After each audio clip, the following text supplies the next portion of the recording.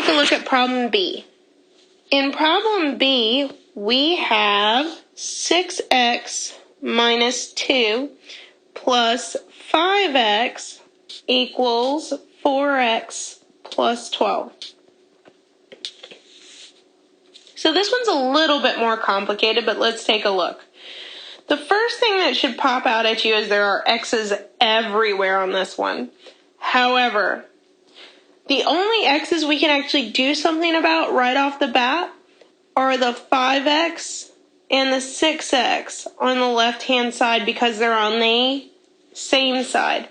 If two terms that are similar are on the same side, we can go ahead and add or subtract them normally. You don't move them, you just leave them as is, and we're adding a 6x and a positive 5x, which will give us 11x. And everything else will stay the same, so we'll have our minus 2 and our 4x plus 12. And again, the reason we were able to do this is because they were like terms on the same side of the equation. So we can combine like terms, which is what we did here, but only if they're on the same side of the equal sign. So on same side of the equals. Now the problem is I still have x terms, but now they're on different sides of the equation. I have an 11x on the left and a 4x on the right. I need to move one or the other from one side to the other. Well, it's easiest to move the smaller of the two, which means I'm going to try to move the 4x because it's smaller. Well, it's a positive 4x, so to move it or get rid of it, I'll subtract or do a negative 4x to both sides. Again, just like before, whatever you do to one side, you have to do the other to maintain a balance here. So what'll happen is your 4x will cancel out on the right-hand side and move to the other. And so now we have 11x minus 4x, which will get us 7x. We still have our minus 2 on the left-hand side and the 12 on the right-hand side, which has not even been touched yet. So let's see what we're going to have from here on out. So we have currently 7x. Let's see, we currently have 7x minus 2 equals 12. So again, we're solving for x. We need to get the x by itself. So we need to get rid of this negative 2.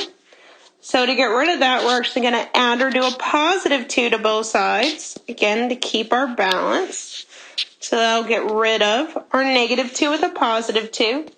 Notice we still have our 7x on the left, and we'll have 12 and 2 that we added to the other side will now give me 14. Almost done. Now the question becomes, how do I get rid of this last piece? How do I get rid of the 7 that's out in front of the x? Well, remember there's that hidden multiplication in between the 7 and the x, so we can get rid of it by doing the opposite. We're going to divide by the 7. Again, just like on the last one, if you divide one side by 7, I have to divide the other side by 7.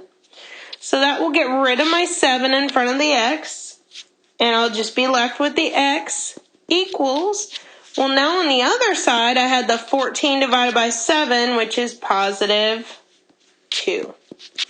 And that's my final answer, is that x equals 2. Continuing along, let's take a look at problem C. On problem C, we have 2 and then times, with parentheses, 3 minus 2x equals x minus 4. On this next one, even without any rules, we would think, okay, I see parentheses. And we do know that parentheses are at the very top of our order of operations. So we would think we would want to get rid of those first. So how do I get rid of the parentheses on the right-hand side?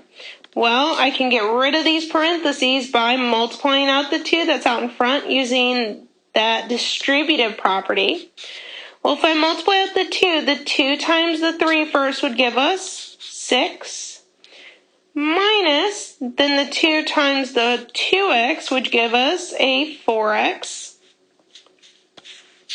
Now, distributing doesn't do anything to the other side of the equation, so that would stay as an x minus 4. Now, I've got x's on both sides of the equation again. I need to get them on the same side, so I need to move one or the other. It doesn't matter which.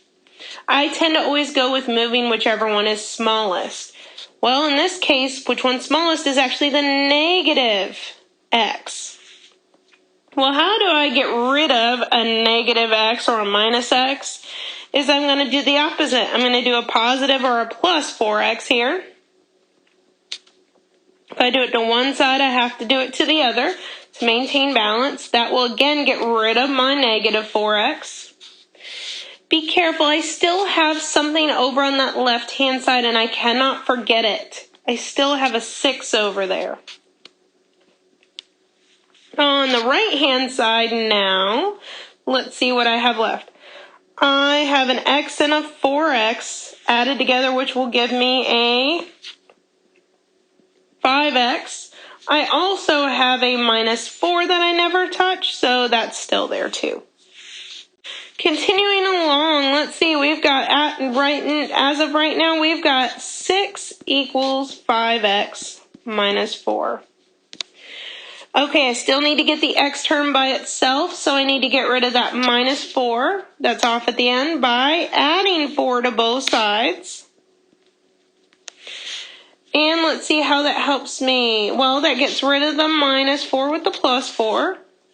And that leaves me with still the 5x on the right-hand side. But now, on the left-hand side, I have the 6 and the 4 added together, which are now going to give me 10. Last step. How do I get rid of the 5 in front of the x? Well, I need to divide both sides by a 5.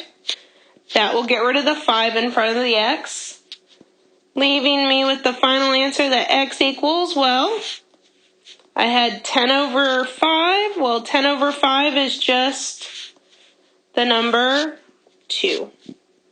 So my answer is that x equals 2. Now, I know I wrote the answer as 2 equals x, but it doesn't actually matter if I write 2 equals x or x equals 2. It means the same exact thing. Either answer is fine.